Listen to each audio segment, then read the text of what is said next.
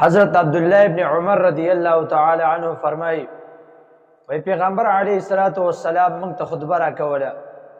یو فرمایل چې اے مهاجرینو زه پنځو شیانو ډیر زیات غمجن کلی یم. دغه پنځو خصلتونو زه پناه غواړم چې الله رب العزت یې رابونځي په تاسو باندې، او که الله په تاسو کې دغه پیدا کړه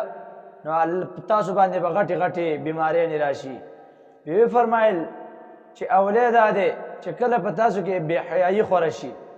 کله چې بې حیایي خوره شي په تاسو کې، نو الله رب العزت په تاسو باندې طاعون او دانې داسې طاعون او داسې دانې راوخیږي،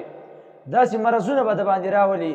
چې ستاسو نیکونو او ستاسو پلارانو به د هغوی نوم هم نه اورېدی. داسې بیماریانې به الله راولي. او دویم یې وفرمایل چې کله په تاسو په ترازو کې او په تله کې تاسو خیانت شروع کوئ، نو الله رب العزت په تاسو باندې قحط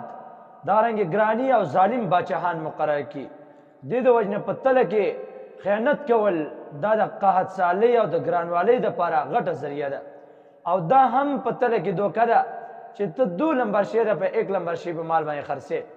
یا مهر چې کوم دی د 1 نمبر شی مهر چې کوم دی هغه تا په 2 نمبر شی مهر باندې وهلی، دا هم خیانت دی. او دریم یې وفرمایل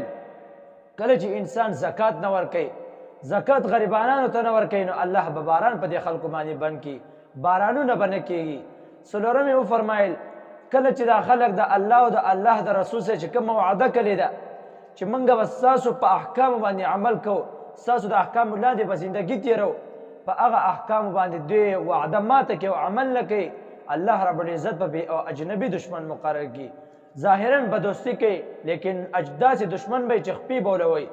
ظاهرا به دوستي لیکن هغه به په اصل کې دشمني. بعضې به داسې دشمنان مقرر کړي چې دوی ته به پته هم نه لګي او د دوی به دشمني. او پنځم وفرمایل کله چې د الله او د الله د رسول په دغه کتاب باندې، پنځم یې وفرمایل کله چې په قرآن مجید باندې فیصلې نه کېږي، د الله په احکام باندې فیصلې نه کېږي، الله رب العزت په د دې خلکو په منځ کې نفرت پیدا کړي، دا خلک به د یو بل سره بیا جګړې کوي.